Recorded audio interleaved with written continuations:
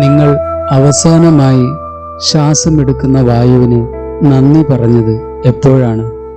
അത് വളരെ ലളിതമായി തോന്നാമെങ്കിൽ ചിന്തിച്ചു നോക്കൂ. ഈ പ്രകൃതി നമ്മൾ സൃഷ്ടിച്ചതല്ല. നമ്മെ ചൂടുപിടിപ്പിക്കുന്ന സൂര്യനെയോ ദാഹമകറ്റുന്ന വെള്ളത്തെയോ നമ്മൾ ഉണ്ടാക്കിയതല്ല. അതുകൊണ്ട് നന്ദി എന്നത് കേവലം മര്യാദ മാത്രമല്ല, നമ്മൾക്ക് ലഭിക്കുന്നതെല്ലാം ഈശ്വരന്റെ ദാനമാണ് എന്നുള്ള ആഴമായ ആത്മീയ തിരിച്ചറിവാണത്. ആധുനിക ജീവിതത്തിന്റെ തിരക്കിനിടയിൽ നമുക്കില്ലാത്ത കാര്യങ്ങളിലാണ് നമ്മൾ പലപ്പോഴും ശ്രദ്ധ കേന്ദ്രീകരിക്കുന്നത്.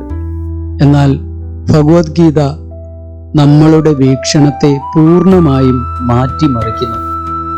നമ്മുടെ ജീവിതത്തിന്റെ ഉറവിടം എവിടെ നിന്നാണ് വരുന്നതെന്ന് ശ്രീകൃഷ്ണൻ നമ്മെ ഓർമ്മിപ്പിക്കുന്നു.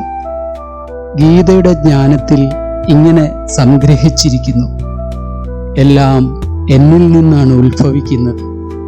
ജ്ഞാനികൾ എൻ്റെ എല്ലാ ദാനങ്ങൾക്കും നന്ദിയുള്ളവരായി ജീവിക്കുന്നു. എല്ലാം കൃഷ്ണനിൽ നിന്നാണ് വരുന്നതെന്ന് നമ്മൾ മനസ്സിലാക്കുമ്പോൾ നമ്മുടെ അഹങ്കാരം ഇല്ലാതാകുന്നു. വിജയങ്ങളിൽ ഉടമസ്ഥാവകാശം ഉന്നയിക്കുന്നത് നമ്മൾ നിർത്തുന്നു. പരാജയങ്ങളിൽ ഇരകളാണെന്ന് വിലപിക്കുന്നതും നമ്മൾ നിർത്തുന്നു. ജീവിതം സുഖകരമായിരിക്കുമ്പോൾ നന്ദിയുള്ളവരായിരിക്കാൻ എളുപ്പമാണ്. എന്നാൽ പ്രയാസകരമായ സാഹചര്യങ്ങളിൽ പോലും നിങ്ങൾക്ക് നന്ദിയുള്ളവരായിരിക്കാൻ കഴിയുമോ? അതാണ് ഗീത നമ്മളെ പഠിപ്പിക്കുന്ന വലിയ വെല്ലുവിളി. വേദഗ്രന്ഥം നമ്മളെ പഠിപ്പിക്കുന്നത് വെല്ലുവിളികൾ ശിക്ഷയല്ല, അവ നമ്മുടെ ആത്മാവിനുള്ള മിനുക്കുപണികളാണ്. ഒരു വജ്രത്തിന് തിളങ്ങാൻ മുറിക്കേണ്ടതുപോലെ നമ്മുടെ ആത്മാവിനും വളരാൻ പ്രയാസത്തിന്റെ ഹർഷണം ആവശ്യമാണ്.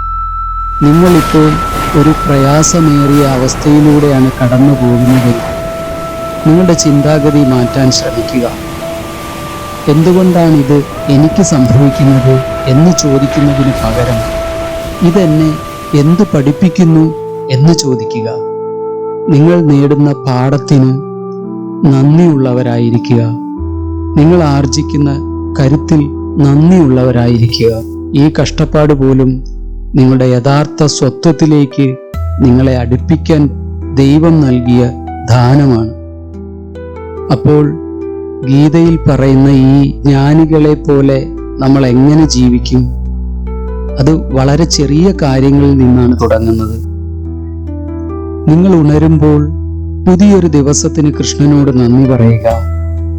ഭക്ഷണം കഴിക്കുമ്പോൾ അത് ഭൂമിയുടെ അനുഗ്രഹമാണെന്ന് തിരിച്ചറിയുക. നിങ്ങളുടെ ജീവിതം മുഴുവൻ നന്ദിയുടെ തുടർച്ചയായ ഒരു വഴിപാടായി മാറട്ടെ. നിങ്ങൾ നന്ദിയോട് ജീവിക്കുമ്പോൾ ഭയം അപ്രത്യക്ഷമാവുകയും അനുഗ്രഹം നിങ്ങളുടെ ജീവിതത്തിൽ നിറയുകയും ചെയ്യും. സന്തോഷവാനായിരിക്കാൻ നിങ്ങൾ ലോകത്തിന്റെ ഉടമയാകേണ്ടതില്ല.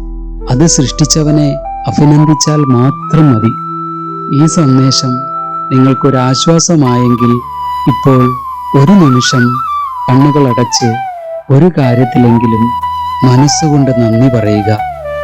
ഞങ്ങളുടെ ചാനൽ സബ്സ്ക്രൈബ് ചെയ്യുക. ഈ സന്ദേശം മറ്റുള്ളവർക്കും പങ്കിടുക. നന്ദി, നമസ്കാരം.